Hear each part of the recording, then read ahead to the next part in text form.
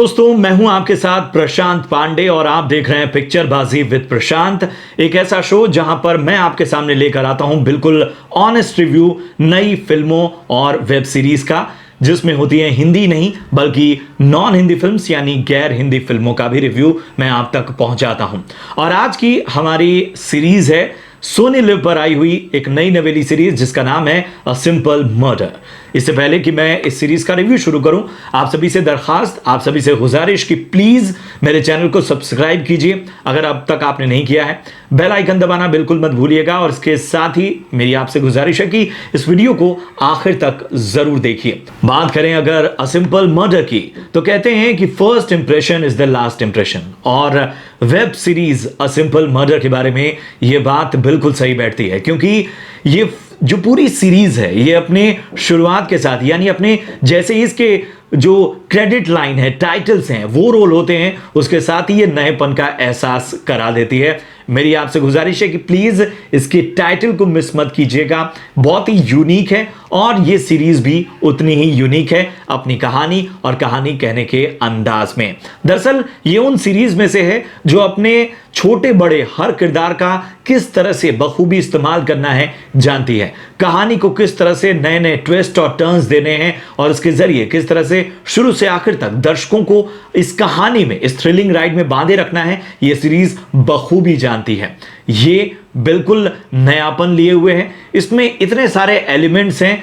जैसे ये शुरुआत करती है ऑनर किलिंग के साथ और आखिर में एक ऐसी थ्रिलिंग राइड पर आपको लेकर जाती है जहां से आपको इसके अगले सीजन 2 का इंतजार बेसब्री से होने लगता है। आप बेचैन हो पड़ते हैं कि आखिर अगला सीजन क्या कुछ लेकर आने वाला है। बहुत ही सरप्राइजिंग सी ये वेब सीरीज है और जैसा मैंने कहा कि छोटे बड़े हर किरदार को इतना जबरदस्त तरीके से इस्तेमाल किया गया है कि ये पूरी सीरीज एक तरह से आपका टाइम और आपका इन्वेस्टमेंट दोनों ही पूरी तरह से सार्थक साबित करती है।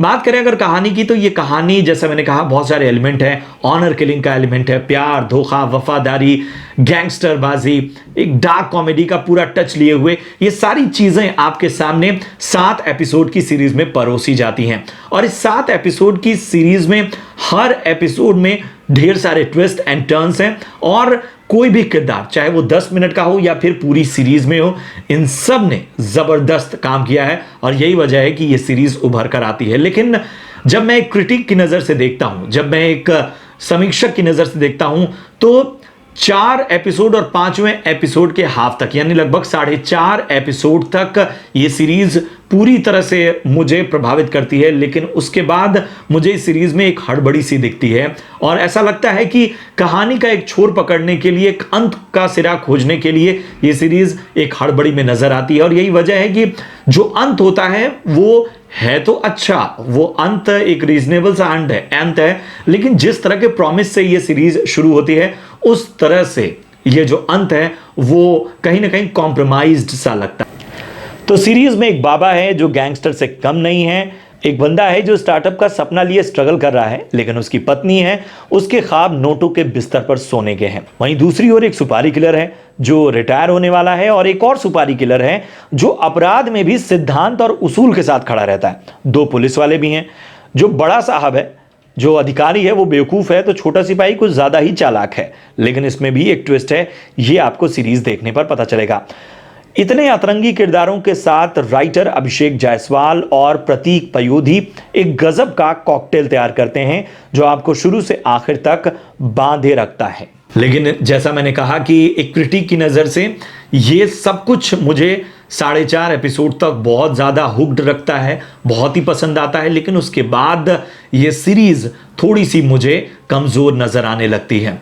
लेकिन अगर हम बात करें इन कमियों के अलावा खूबियों की, तो इसके किरदार सबसे ज्यादा मजबूत हैं।